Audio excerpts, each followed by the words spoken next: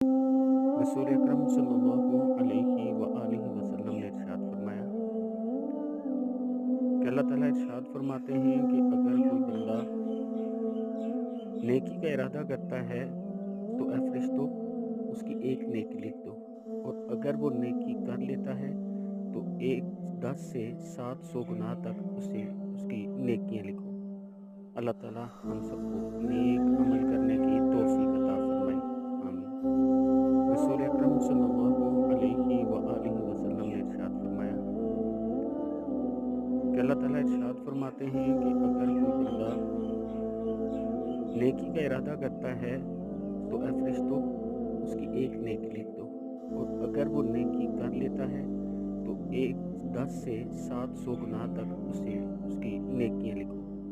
अल्लाह ताला हम सबको नेक अमल करने की तौफीक अता फरमाए। आमीन।